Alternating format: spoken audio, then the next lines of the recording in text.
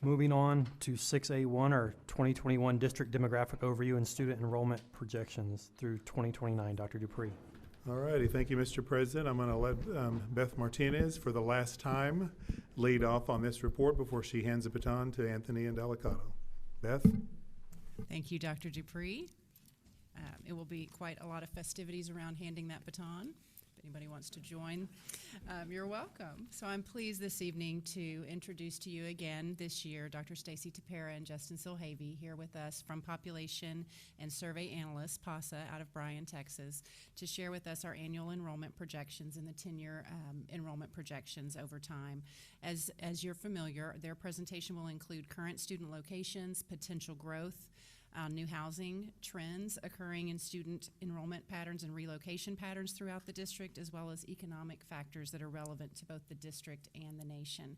And as you listen to their presentation this evening, I want to draw your attention to the fact that the staffing requests that you're going to be considering this evening have been built upon the moderate growth projection provided by PASA, so that work is aligned to support our campuses and the students at those campuses that are experiencing growth in the coming year. And so with that, I'd like to go ahead and turn it over to Justin Silhavy, who will kick off the presentation this evening.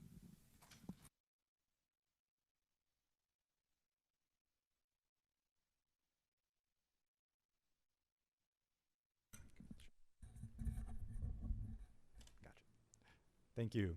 It's good to see you guys again. Well, as usual, we will get started here and just kind of break right in. There we go. This year we have a few little differences in our presentation, but I wanted to start off with employment. Employment has been extremely strong in the metro area. So for the last 2 years, we've seen quite a bit of job growth. In the last 12 months, we saw almost 100,000 jobs in the metro area. So whenever we have these periods of high job growth, we see accelerated housing growth. And that's what we've been seeing over the last year or two. And we'll get into that in a minute. But regarding that economic growth, I mentioned almost 100,000 jobs added in 2019. But the Greater Houston Partnership is really projecting about half that for 2020. So we'll kind of have to see how that goes. They did under-project 2019 as well. So this could be a little bit higher, but bottom line, the economy might be slowing a bit, and a lot of that's due to our oil industry in Houston.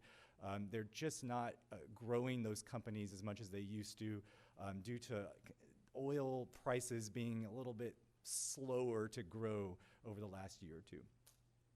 But we have some looming questions like Middle East conflicts, and of course today our markets dove south because of the coronavirus outbreak. So we'll just kind of have to hang tight and see what's going to happen in the next 6 months.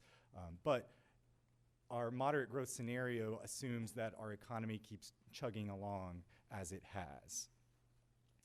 The numeric change in enrollment. This is our 5-year growth map. We show it every year, but it's not showing this year's enrollment because we don't quite yet know what every district's enrollment is. But from 2013 to 2018, Fort Bend gained about 5,200 students, putting you at 6th in the metro area. In terms of total district enrollment, you're 4th now. You'll be that way for a while, most likely. Now you're over 77,000, but this was last year's numbers. And I wanted to show you real quick some of your neighboring districts, what their enrollments look like this year. You'll see you're still at 4 at 77,800.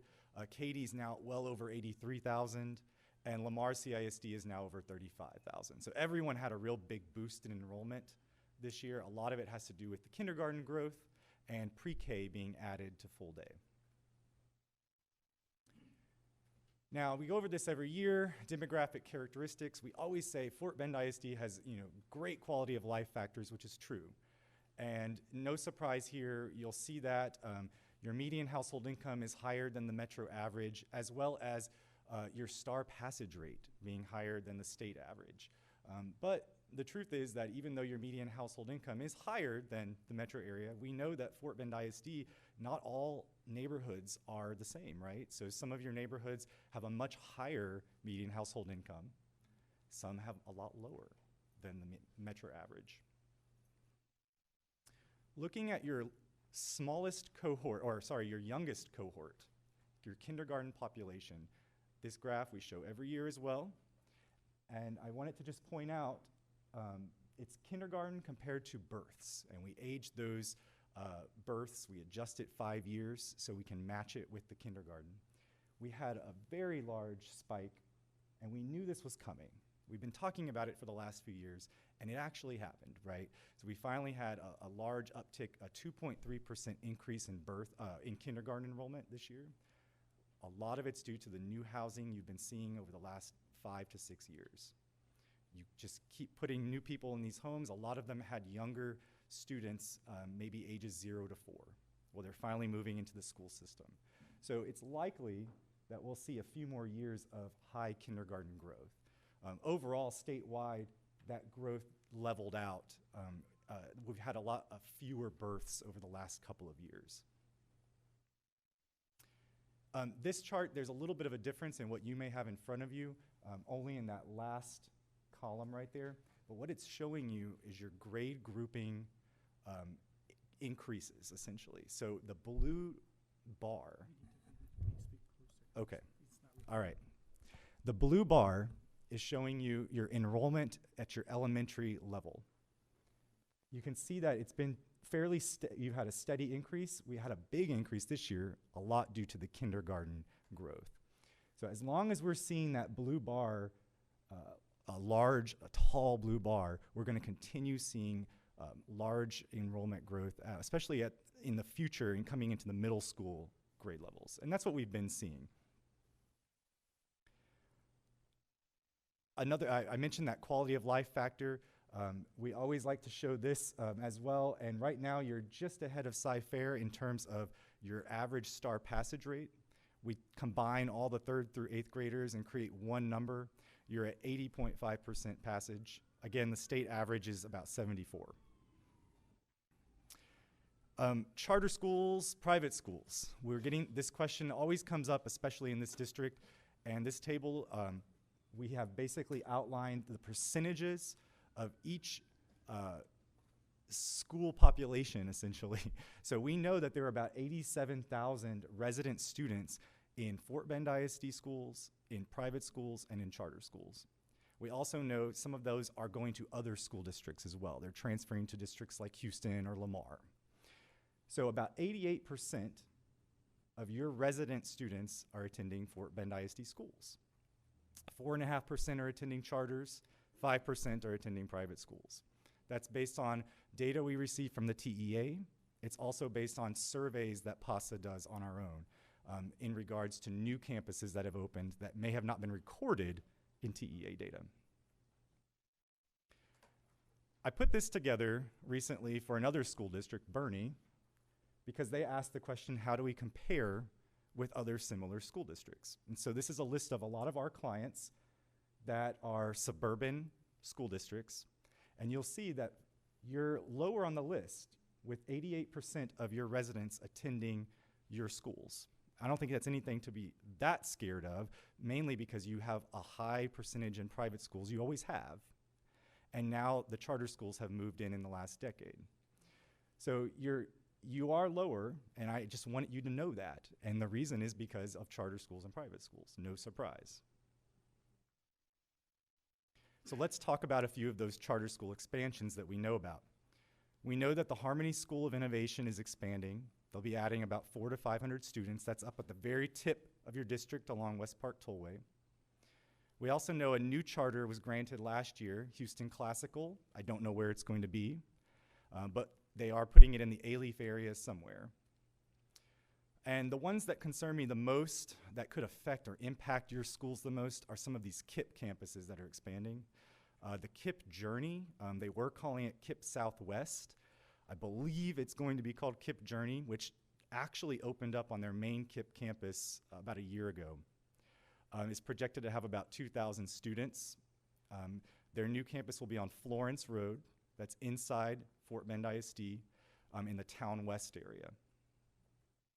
You expect quite a few Fort Bend ISD students to attend it. KIPP Mosaic, this is going to be on South Main near Hillcroft. That one's opening fall 2020.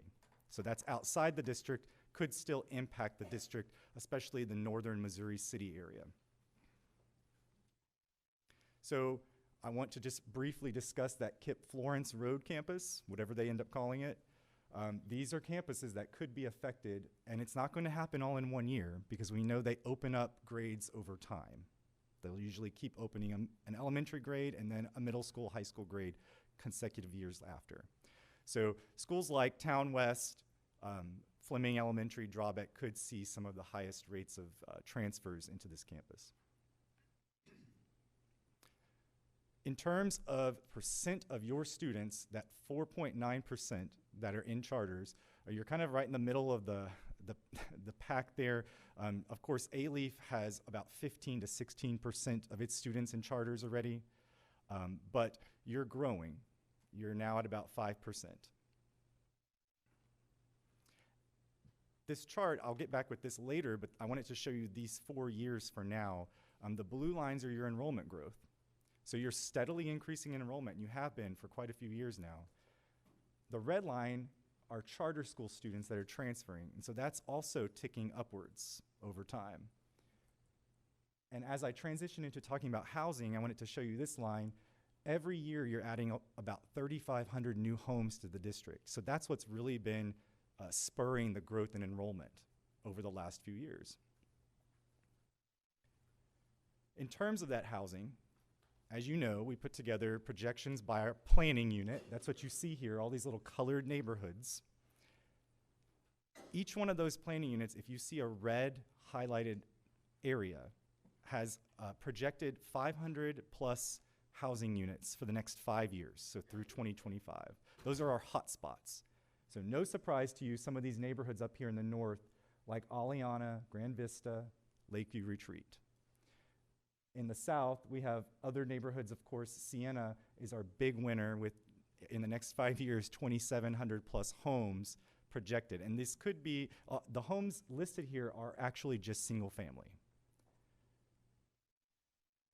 You'll notice down here in the 521 corridor, which I'm going to highlight a lot tonight, a plethora of new neighborhoods. You start adding those up and it's thousands of new homes. Some of these have just broken ground, like Charleston Heights, right off of Highway 6. Huntington Place broke ground last year, but it will start picking up slowly over time. Now, the next slide is going to show you the exact same data, but for the 5 years after this projection, so 2024 to 2029. And the takeaway here is that all of these neighborhoods in the central and northern part of the district are essentially built out by about 2024. So all of your growth in the north is going to occur in the next 4 to 5 years. Some of these neighborhoods in 5 years will have no more homes to build out. Now, if the economy were to tank tomorrow, it would probably take a little more time. But as we're projecting our moderate growth scenario, I told you earlier, we're assuming the economy will kind of keep chugging along at about the same pace. But some of these neighborhoods in the south don't stop. Really, all of them don't. Sienna still has the same number of homes projected in the latter 5 years as in the first. And all of those neighborhoods in the 521 corridor still have the same or more homes projected in the latter half of the projection period. In terms of multifamily, the vast amount of it in the next 5 years will be happening up in the north part of the school district. There's a lot. And in fact, in the 99 corridor, we could see upwards of 1,500 units.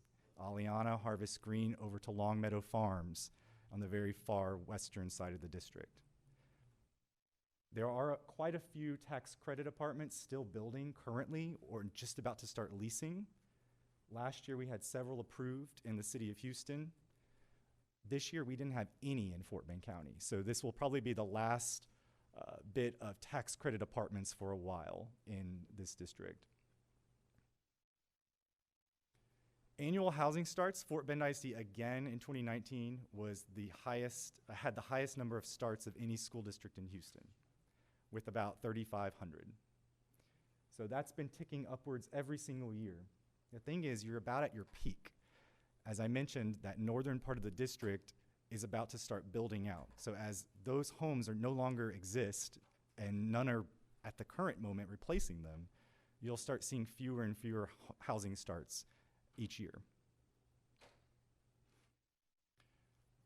So I highlighted a few single-family developments here, and I really want to talk about the ones in blue.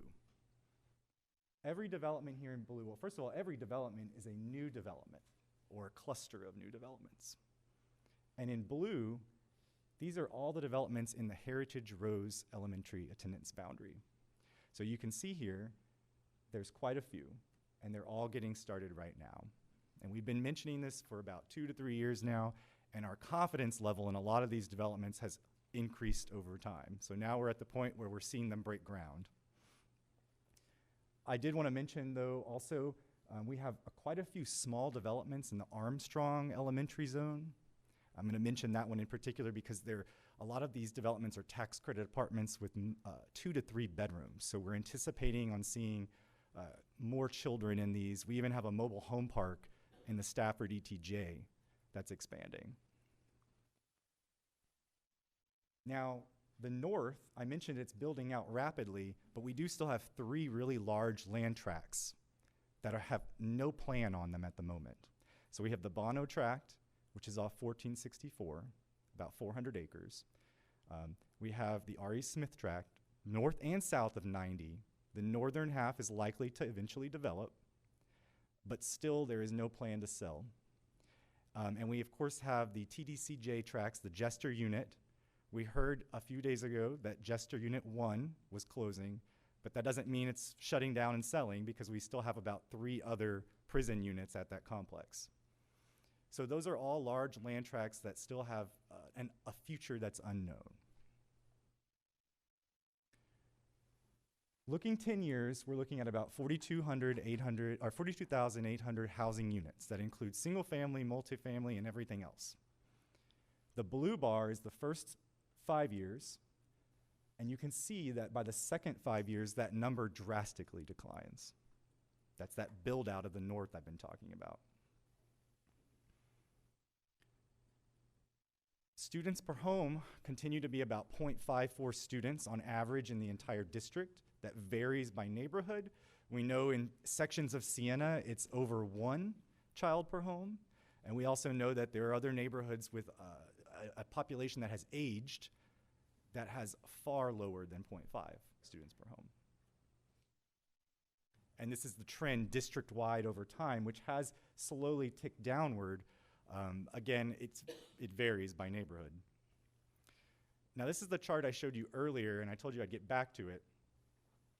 It's the same data, except I've added our new single-family housing occupancies, our projected single-family housing occupancies. So for the last 4 or 5 years, we've seen that line tick up. We're about at the peak. So as our projections go every single year, we're going to see fewer and fewer single-family homes district-wide. One of the concerns of mine, and I really don't know what to say because it's out of my control, is this red line, the number of charter transfers. If that continues to go up and your housing starts continue to go down, which they will, what does that mean for your enrollment? So that will come into play in your growth scenarios later on that I'll get to in a second. So looking at those, this is our moderate growth scenario. The next few years, really not much change district-wide. We're going to continue seeing 1,000 to 1,400 students added every year. We're still in a very high growth phase. I mentioned those kindergarten students are continuing to increase. So we're pretty steady. But it's about halfway through that we start seeing a little bit lower enrollment, smaller percent growth. Now, the low growth and high growth scenarios are shown here. And I mentioned if the charter schools continue to increase like they are, or let's say we have an economic blip, another recession, whatever, we might be looking at a lot slower growth, maybe even close to no growth like we had seen in the past. We saw that about 10, 12 years ago. So the driver of all this is housing, but there are other factors at play too that could lead to lower or higher growth. The lower growth scenario is probably one that you need to pay attention to more in a district that's building out. Looking at our historical projections versus what we've actual enrollment, we have listed here about 4 years of data. we typically kind of hover around that moderate growth scenario. This year we were over the high growth, but really all that was due to the pre-K enrollment. We had put our projections together last year before any of the full-day pre-K decisions had been made. So that was really what that was all about. But overall, we have been hovering district-wide right around that moderate. It kind of just flips. Sometimes it's a little lower, sometimes it's a little higher. So with that, Stacy will come up and talk about how a lot of this growth will affect various campuses and grade groups.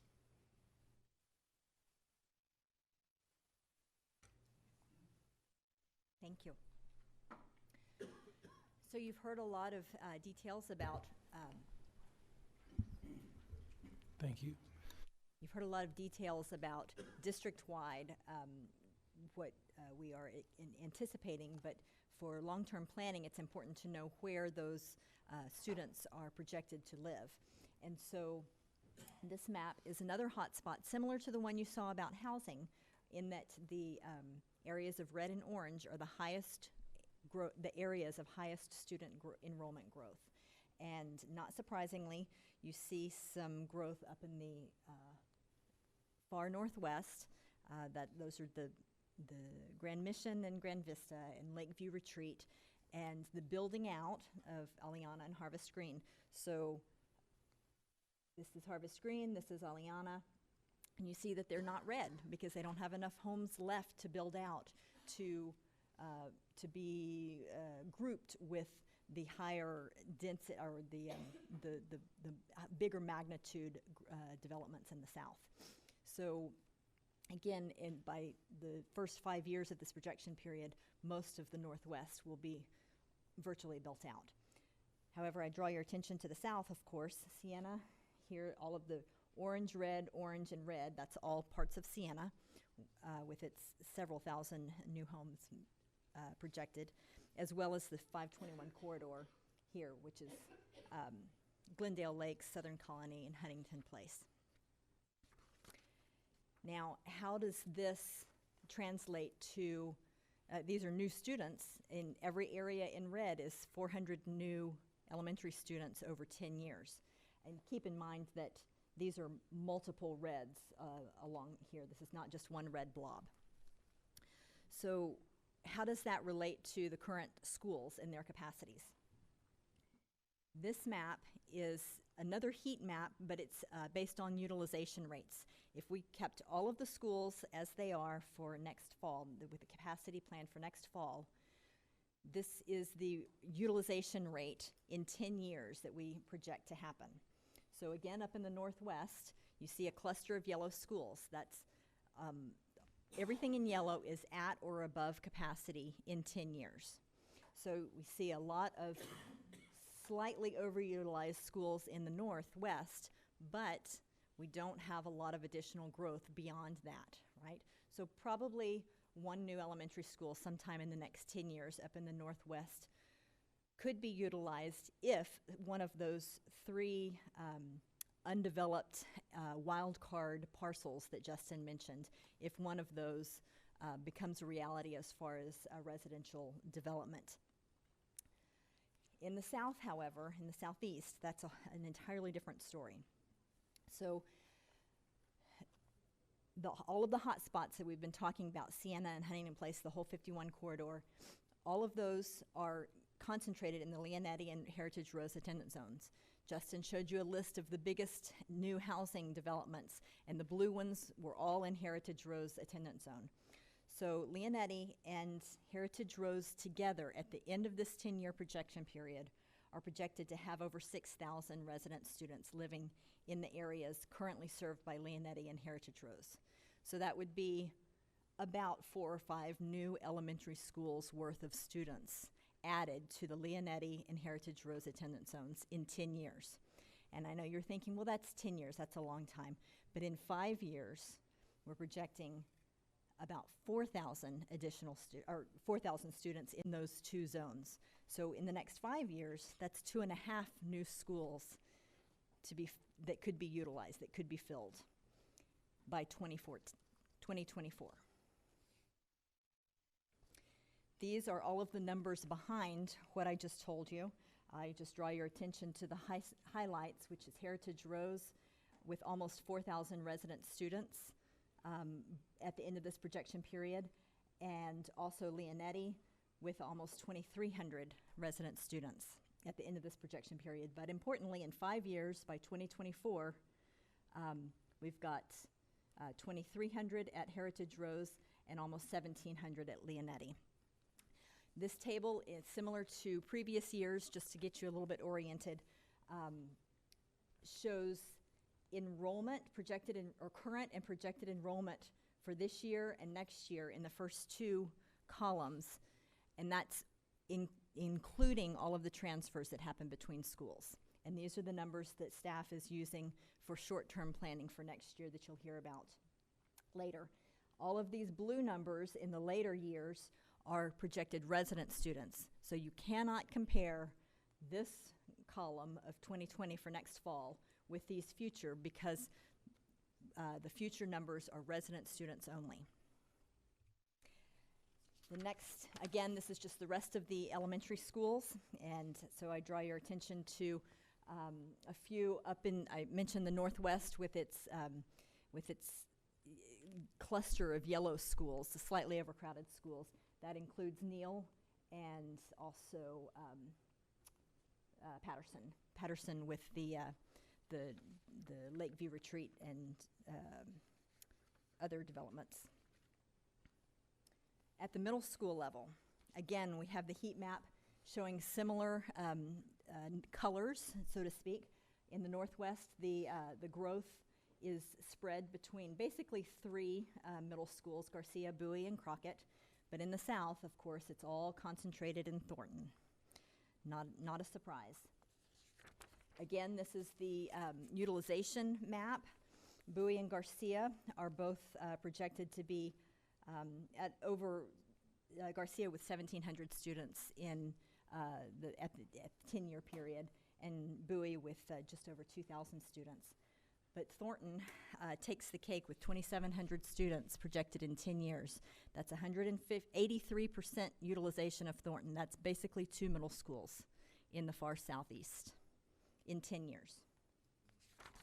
These are the numbers behind that. So here is the 2,700 students projected in Thornton. But importantly, in 5 years, almost 1,900 students in Thornton. Just to give you a sense of the timing there. And then finally at the high school level, again, the heat maps of projected growth. In the Northwest, the growth is distributed between Bush and Travis, a little bit in Austin, on the very edge of Austin. But no surprise to anyone, the bulk of the long-term growth in the Southeast is all in Ridgepoint High School. And of course, the opening of High School 12 has been planned to accommodate that projected growth.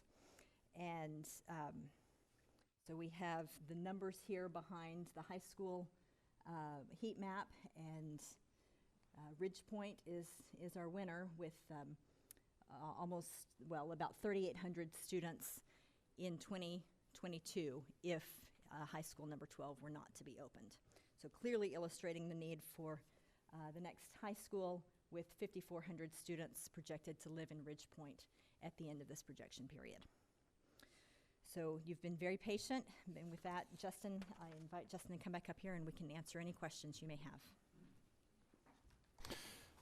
Thank you both for the presentation. Mrs. Haler, you have a question? Thank you for the presentation. So, and maybe not tonight, but could you provide me more of an update of the differential between what happened, what we showed the last time versus what I'm seeing today? I know you all pointed out some areas in the heat map, but I'm not sure. For my reference, I need to understand the magnitude of change. Okay, so Compared to last year's projections? Compared to last year's projections, and then in the tables, you told me I couldn't compare the blue with the projected enrollment for 2020. Is that what you said? So what should I be comparing it to? The current enrollment of 2018, 2019? At one point, we used to include the residents, the current and next year projected resident students in those tables, and then we had some feedback that that was too confusing. So we have left out the projected resident numbers per school. However, if you would like that information, I can certainly send it. So I guess I'm not clear then on what I'm looking at then. How can I compare it and look?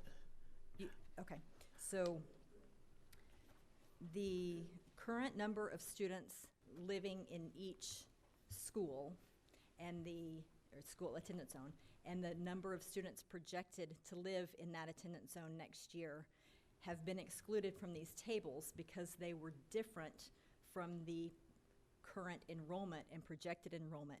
And the short-term uses of this data were more interested in enrollment. How many kids are going to be at the school? Mm-hmm. We need to plan for that. We need to hire staff. And so we have the number of resident students currently in our database. It has not been included in this table, but I can certainly send it very easily. So then, I guess it sounds like the answer to my question is that I should be comparing this blue somewhat to the current enrollment. You can compare all the blue numbers to each other. Those are all resident. So the blue numbers for 21 through 29. Can I ask you a question to clarify? So the current enrollment and the projected enrollment include programs, like if there's an academy or some type of special program, and the blue numbers do not. Thinking that maybe the program could move or could be disbanded or something, or changed, or We something. project where people are going to live. But for the short term, you need to know where those kids are transferring. But for a long term, we can't assume that those programs will stay at those campuses. So let me think, if that makes sense to me. So the projections are the students that are available, in a sense. Projected enrollment Right. is how many students we project to show up at the school, to register at school Regardless next of year. program. Regardless of program, including the programs? For next year. Okay, so then I can compare that to my current enrollment. Yes. You can compare enrollment to enrollment. Yes. So This year- Because if right now I have program A, B, and C at a school, right? And if you're telling me that my projected numbers are based on the current programs being at that current school, and you're putting these students to show up in 21, 22 with those current programs, then that's the projected compared to my current enrollment. In 21, 22, we can't make any No. assumptions about the programs. So I think what she's saying is your projected enrollment in 2020, which is the numbers in red, include the programs, include the students who may be transferred in for programs, but every projected number after that does not. So the blue numbers do not, the red numbers do. So the blue numbers are strictly the kids that live in that school zone, not inclusive of any kids who are in programs or who have transferred in. Okay, so Is that right? is that right? That's correct. Okay. Columns, this column and this column can be compared directly to each other. That's the growth or decline that you can expect to happen from the kids that are enrolled at this year's snapshot to next year's snapshot. So then how do I project then?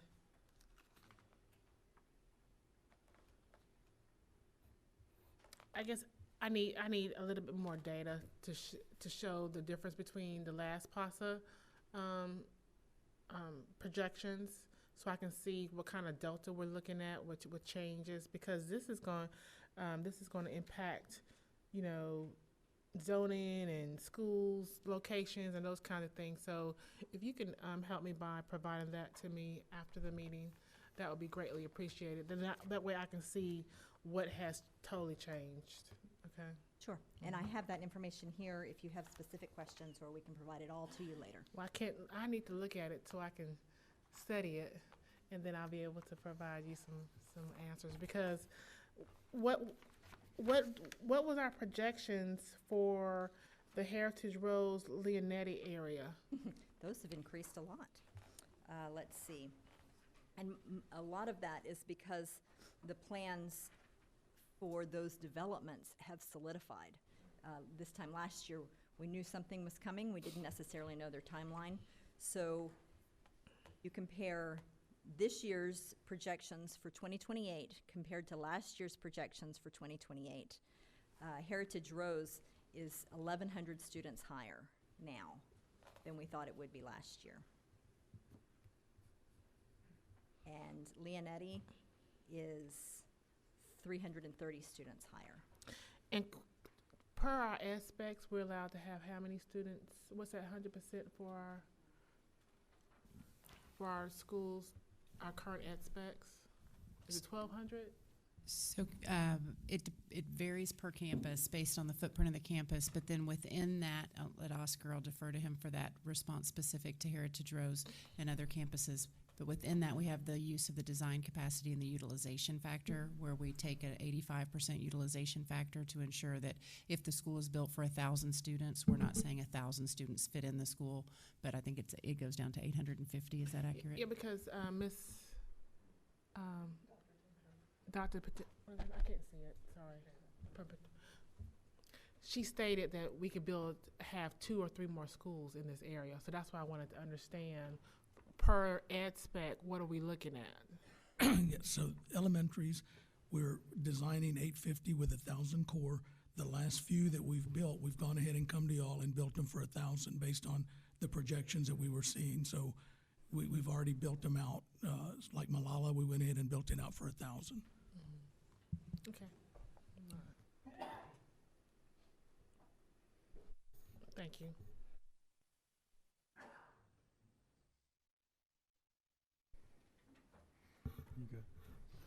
Thank you both very much for the presentation.